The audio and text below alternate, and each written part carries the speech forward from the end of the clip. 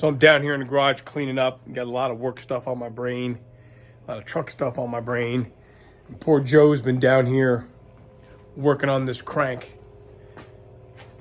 I was in and out doing all kinds of things. And it's just dawning on me that I should maybe, sometimes I do a little bit better job articulating when it's just me.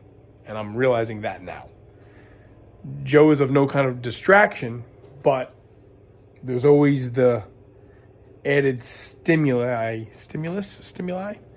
of having somebody there waiting to hear your next word. Me? I love listening to me. So look, Joe's the first person outside of this.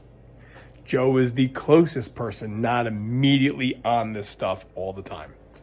John and I got our hands in it every day of the week. And it's interesting to see Joe interpret some of what has to happen and manage the time to make all that happen. This takes a lot of time. Joe's been on this crank for hours today, after I've spent hours and hours on that crank. But look, the crank stand's built. We drilled the cranks for 4 speeds. That one over there is obviously bent. Cam is in. Cam bearings obviously are in. Crank is in with new main bearings. Progress is getting made. But Joe will certainly be the first one to say, what the heck is taking so long? So that's what this video is all about. This video is all about the little bit of progress you can make in betwixt and in between regular life and other cars and all this kind of stuff. We're not a machine shop. We don't do this for a living. We have to go to work and make money. And I've been working on a lot of project-related things for regular work this week too. So just a little snippet of, I guess, behind the scenes. And obviously I got some stuff to clean up. There's a mess over here. I'm not leaving it like that. That's all we got done this week. That is what it is. There'll be more, because we're not going to stop on this motor until we can hit a button and see if we can't make some noise. All right. We do thank you for watching. Click the like, all that stuff. It really does help us out. And wish us luck. Onward and upward.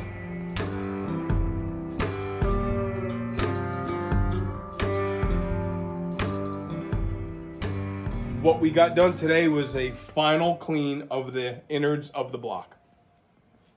We've also installed brand new cam bearings, standard cam bearings. The lifter bores are cleaned out. Final hone of the cylinders have been done. So what's going to be next is we'll test fit a cam, make sure that thing spins the way we want. And then I think we're going to start assembling the lower end. Get the bearings in, and get the crank in, and that thing should spin. And then we'll pick up from there. All right, so what are we doing? We are installing camshaft.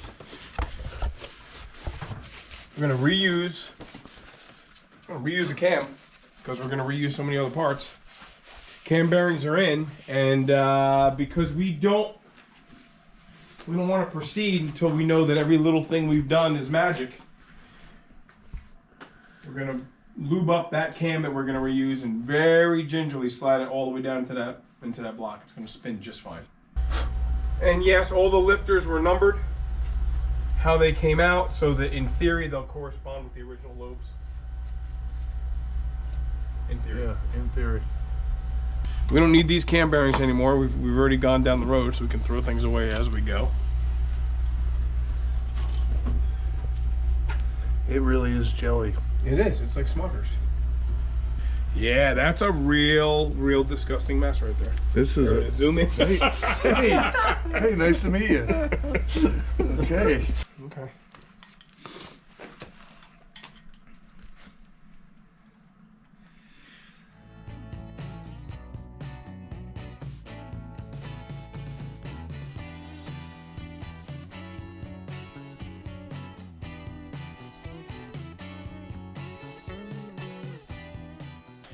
The bearings are in the rear. This is all engine block side of bearings are in. That's right. Yep. Put a little RTV on the corners of the rope seal. This Velcro kit does come with a rope seal.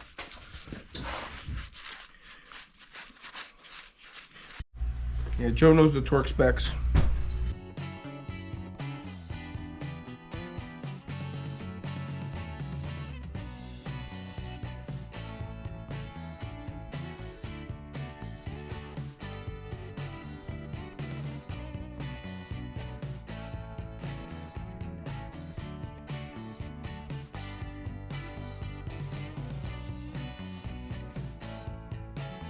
This is stuff that should be recorded. The issue here, people, is this crank is too tight. It's a standard crank. It measures standard. A little under, because it's worn. The bores for the main journals are well within specs. We have sealed power standard bearings. We're not even torquing the bearing caps yet. No. We're not even putting torque to them. We are just snugging them down with that ratchet. And then this crank doesn't want to spin in the block. But we might have to take that other crank, like John just said, as an experiment. We kind of owe it to ourselves at this point. We don't have the equipment to, line bore the block. We don't even really have the equipment to make sure that this crank is spinning true within its center axis. The other issue we know we have for certain is we know we don't have any thrust clearance with that center thrust bearing. Yeah. And that's okay. That's something that has to be modified. We're at that. The cam bearings are in. The cam is in. The cam spins beautifully. Look how nice this cam spins. This cam spins effortlessly. That we're happy about. And if we could figure out a way to run a crank with no main caps, we'd be good.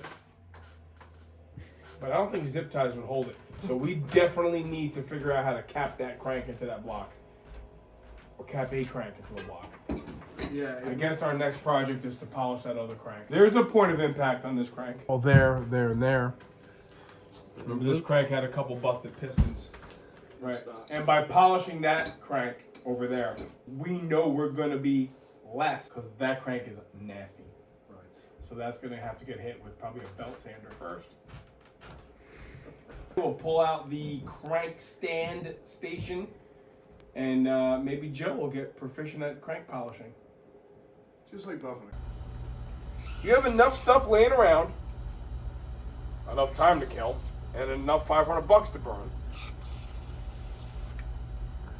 to build an engine that would run using only what you have in stock. Okay. Staying true to that, we're not yet out of the woods because I have another crank in stock. We suspect that crank is bad, right? So look how bad this crank is. Just show everybody how bad this crank is.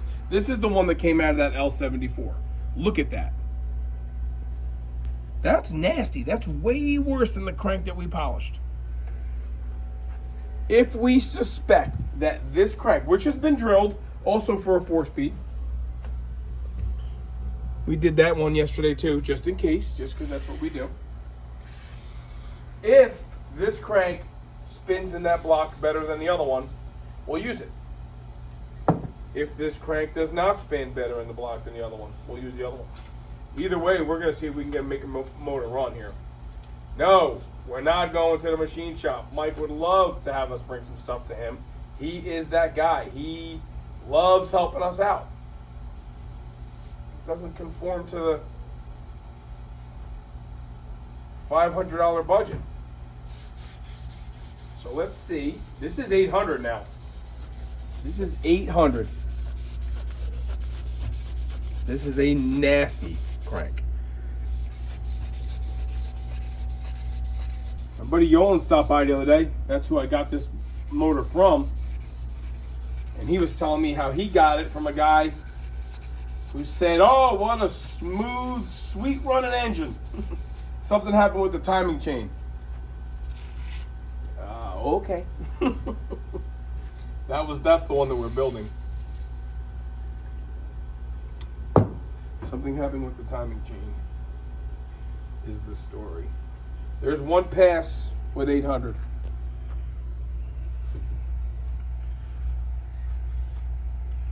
Joe's probably saying, mint, run it right now. So today I'm gonna polish the other crank that we have and get it ready to set it in the block and see if this spins freely, if we can use this crank. We already drilled this crank, so let me polish this up, clean it up, put it in the block, and see if we can make this one work. My brother is at a meeting this morning for work, so I'm gonna knock this out while he's at the meeting. This is kind of how it goes, you know. I wish I could be up here more and help out and kind of be in the mix as well as editing, but unfortunately I can only come up so often. Being in Georgia, I have my own work. I have to, you know, edit every video. So full-time job plus editing, just like my brother up here. You know, between work and downtime, we kind of have to just fit these things in. Hopefully we can kind of make this a full-time thing one day. Let me get going on this so it's done by the time he gets back and we can film some more, you know, putting this in and, you know, making some actual progress. So Joe polished crank number 2, and we mic'd out this crank. It actually measures just fine, well within specs, along with, we did measure the main bores with the bearings in, and our clearances are well within spec. Actually, again, according to our bore gauge and according to our micrometers, we're on the high side of allowable clearance, maybe even 10,000ths or so over. That's that. This crank is going in. This is the crank from the L74 that we were gonna build. We aborted that plan, took this one apart, assumed that crank was good. The crank turned out that we couldn't even tighten the main caps. So we aborted that portion of the plan to use this crank. We got one block, one cam, one crank, one set of crank bearings in here. That's what's spoken for now. And one set of main bearings. We're gonna torque this in here, goop up the rear main, check that off the list. We'll start playing with pistons and rods next. Go. Joe says live. All right, here's the block. Crank turns, crank's tight. Not gonna lie, you know we don't do that here at the Auto Refinery. This is all within specs. It really is. If anything, the main bearing oil clearance, which is measured crankshaft main bearing journal outside diameter, and then bearing inside diameter, bearing caps on, torqued with both bearings in place, measure the ID of the bearings, the OD of the crankshaft at the main journals, and you should have, I think, what is it, 15 thousandths to 30 thousandths. We have more than 30. We have more main bearing clearance according to the bore gauge and micrometers that we have. Truth be told, I'll be the first one to say it. This block should be line owned. Exactly what should happen, and we know it. That does not conform to the $500 can you get an engine to run with what you have in stock. So we're kind of, our hands are tied here. It's not a W31 motor, it's not a 396 motor, it's just an orphan engine that we have kicking around. Cams in, cranks in. Making progress, we're putting pistons in this block. Master engine builder Joe over here is gonna be, he's gonna be building race motors for everybody. You watch. He just said, I'm gonna build motors for people, this is easy. Yeah, so what do we know? We know the crank is tight in the block. We also know the pistons are not tight in the cylinders, and really the rods are maybe not so tight on the crank. So we're thinking this might be a nicely clearanced, pre-broken in unit. But it is, in all seriousness, it is going together just fine.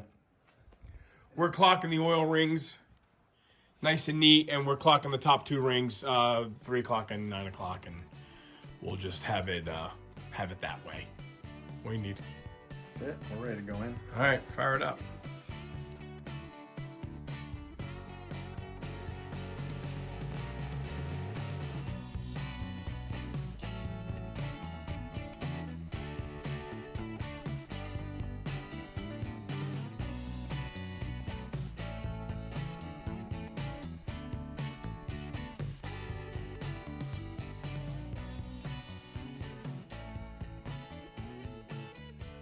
We are literally down to the last two pistons.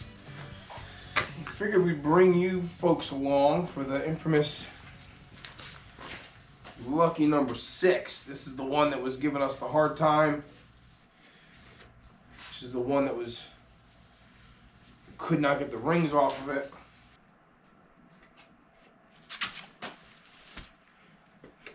Easy. Go ahead.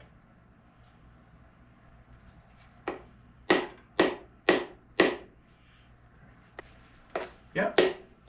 We're almost there. Mint. We're not building an engine that ran. We're not building an engine we've ever heard run. We're not building an engine with all of its original parts. The exercise is, can we build an engine with what we have in stock and a budget of no more than $500? Can we build an engine that'll run? And we'll write it down and we'll clarify what we have here. Block from here, crank from here, pistons and rods from there. They are all L65 low compression pistons. Brother Joe likes to remind me the benefits of low compression. And this is a turbo. Right. You can't blow it up, boost it. We'll see. Let's see if it runs. It's gonna run. We're kind of thrashing here a little bit because Joe's got to get back to Georgia. He's gonna be leaving early in a couple days. So we have our cross hatching. We have our ugly corroded pistons.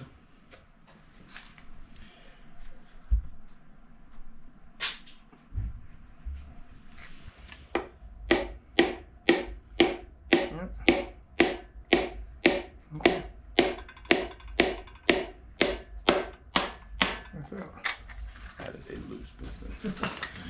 I know. It looks like it takes no time at all.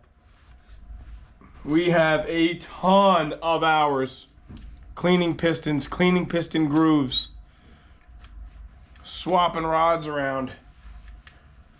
Last night what the heck did we do last night?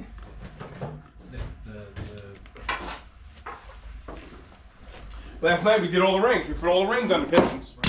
So that tonight, after work, we could just kind of get to it. We could just get to it and put pistons in. We certainly didn't want to have to mess around with rings tonight also. So there we have it. Nothing's torqued. We will torque everything when we are ready to. But right now, there we have it.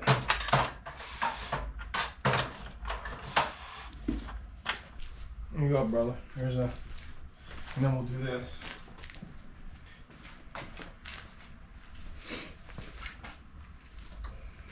Joe is in his truck on his way back to Georgia. He spent a very productive week here. As you saw, we got the front end kind of getting going here on Mr. Jones. And what I'm going to work on today is buttoning up the rest of the short block. Timing chain gear set, put an oil pump in it. Once we get the timing chain and gear set on it, I can put the timing cover on, then the oil pan, start buttoning up all that stuff, and then maybe sort of flip it over for the last time and get to work on heads and valve train. I know probably most of you, if not all of you, just want to see it done. I don't know what else to do. When it's just us doing things, it kind of, progress does get slow, I admit. Now's the point where I start picking and choosing what parts I want to use. There is a crank gear on the crank. I'm probably just gonna pull that off because I don't know what gear set that went to. I don't even think I have that originally one, so that's gonna go. I do have a double roller here. I do have just, aftermarket Link ones. This one looks to be in the best shape, and these are all matched sets, S360, S361. We have 349, 348, 113B and 113. A couple oil filter housings to choose from. A couple oil filler tubes. A couple oil pumps. One fuel pump. Oil pump drive shafts. Fuel pump eccentrics. Even a set of engine mounts. Who doesn't have a big old bucket of rockers and bridges? So I'm just going to clean up some parts. Play around with pulling off that crank gear. But let's not forget to torque all those bolts underneath. Rod bolts and main cap bolts. Please remind me, if you see me doing it without doing it, yell. Yell real loud. Welcome to the club. Hear my daughter upstairs jamming. I keep yelling quiet on the set. We're in the studio. Nobody listens. Okay, so we are going to put time chain gear set on. Dot on the cam gear at 6. Dot on the crank gear, not the keyway. Dot on the crank gear 12. Dot on the cam gear 6. Look at that, first try, baby. 12 o'clock on the crank, 6 o'clock on the cam. That's about all we're gonna do here. What I will do is snug it up. This little foot on the eccentric. I say eccentric because it spins, offset. That's what pumps the fuel pump. So when you put this in here, see how it doesn't spin totally round. It spins elliptically. That's what gives the arm, or this way, the arm of the fuel pump, its action. Man, I'm out of practice without Joe here. Working away without recording away. Oldsmobile 350, bearing caps 1 through 4, 80 foot-pounds. Number 5 is 120. On a 400, they're gonna be 120 all the way around. But on the little baby 350, it's 80. It's 80, except for number 5. Okay,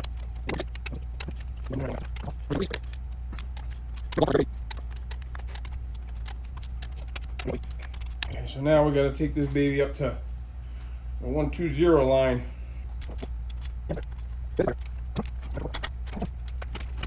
Easy, Steve-O. Come on, man.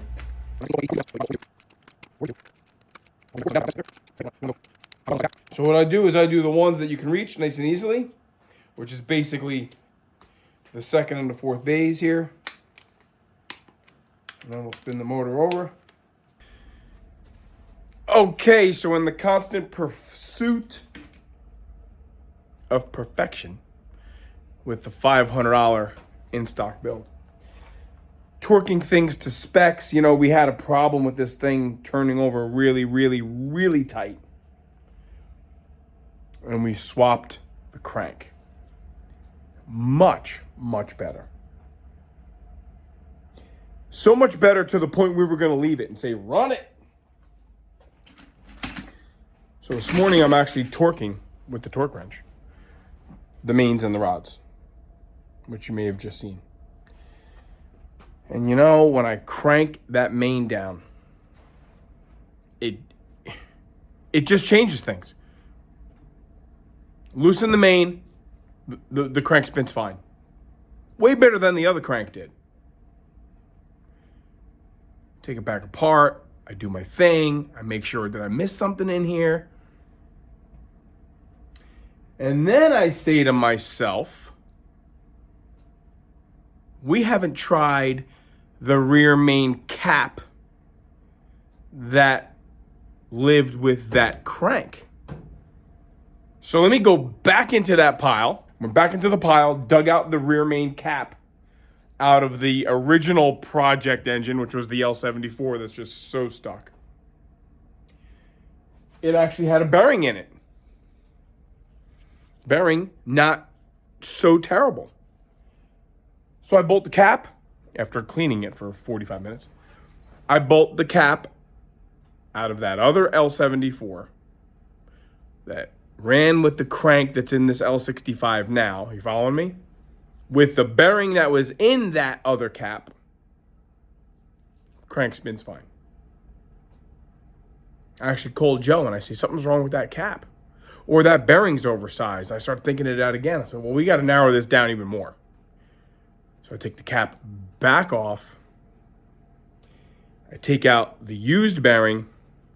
Standard. All measurements are well within specs, like I've said. I mean, well within specs. If anything, we're worn out here, which we are not surprised. I put the new bearing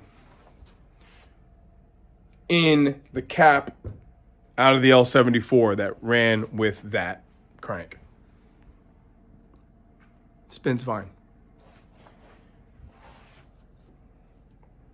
This cap and the original crank we polished, something is wrong. I'm not sure what it is. I'm not sure I care what it is at this point. I don't want to put it together too tight, and I don't want to put it together with one half bearing old. So we're going to go back to the plan of swapping out the cap, putting in a new main bearing, get back to business. There it is. That's 120 foot-pounds, boys and girls.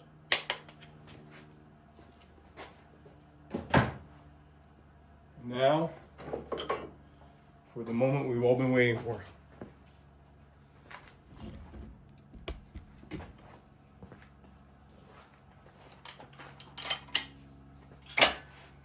Oh, look how nice that turns over.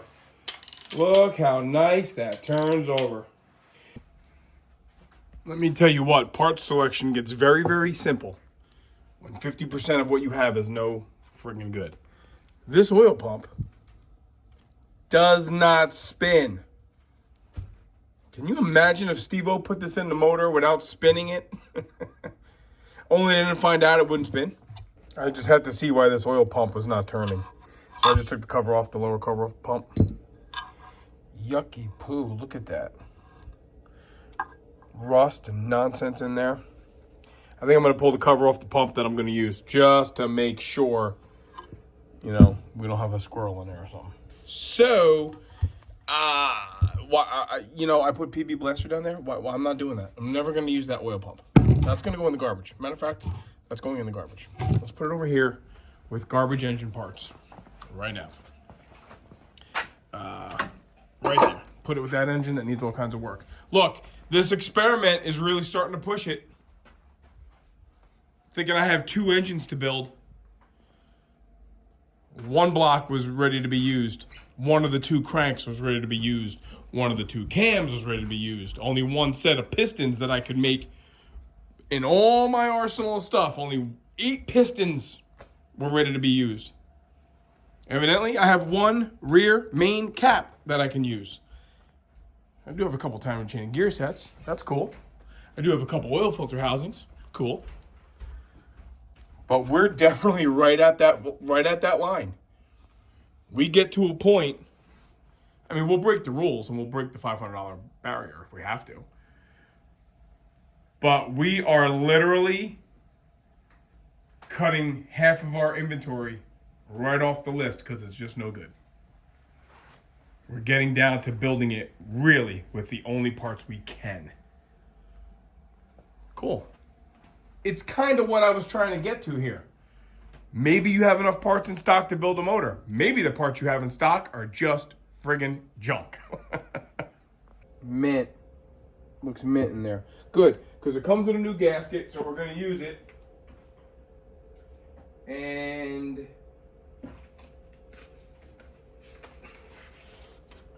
comes with a new gasket in the rebuild kit. So they anticipated such an occurrence. So let's do that. Let's clean this all up and you know, do the right thing here. Put a new gasket. Now, this gasket goes on really only one way. You can't mess it up because the bolts, it's kind of like a flex plate. Even though it looks like it's very symmetrical, it's very asymmetrical. But don't fret when you open up the case and there's no gasket for between the pump and the block. There is no gasket there. That one we run al fresco. No gasket.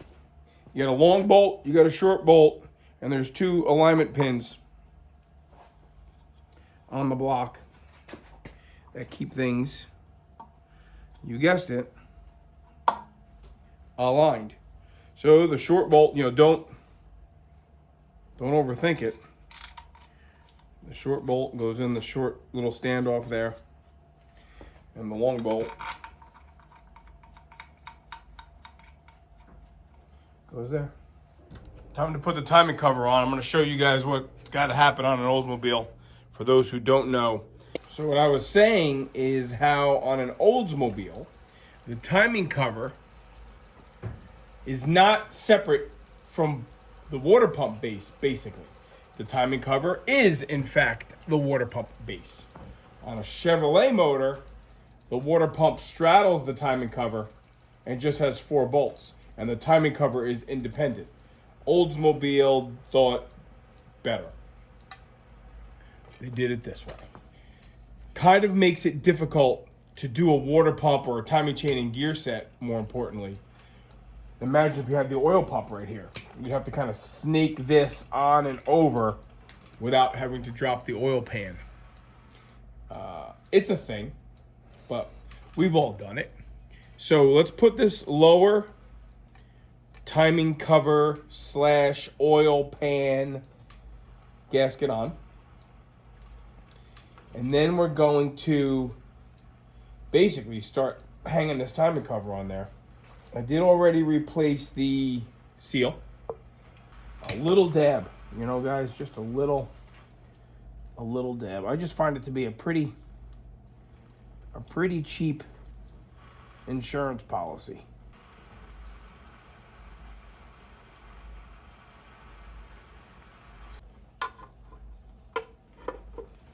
Okay, so there we go.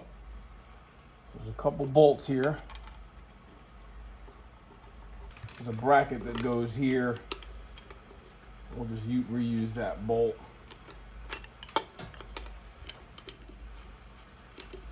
Okay, you guys getting it now? And what I have in stock is a water pump from effectively a full-size car. So it's a 6-inch pump. But Felpro, swell fellas, they give you 3 different water pump gaskets in the kit. So you just kind of match up the ones you have and the ones you need. Okay, there you have it. There's a water pump / timing cover install. Let me tighten these down and I'll be back to you. So for those who watched the beginning, you'll know that I did buy a new oil pan because I didn't own one. Back to the drawing board. Aftermarket oil pan didn't fit. Kind of got hung up on the oil pump pickup tube. So I say to myself, well, maybe this has to be tweaked just a little bit. That's not the answer, because this one's welded on here with the windage tray, in this oil pan is just in the way. So that needed a little bit of ball peening. Should have asked one of you viewers if you had an oil pan, because this thing I don't like. I thought that might need to be tweaked.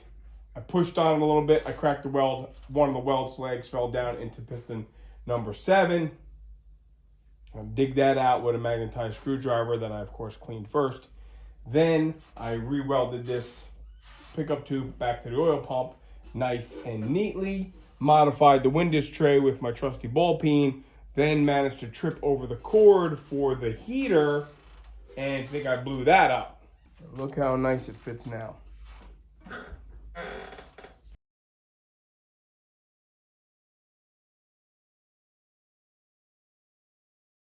All right, all right, all right. Oil pan is on.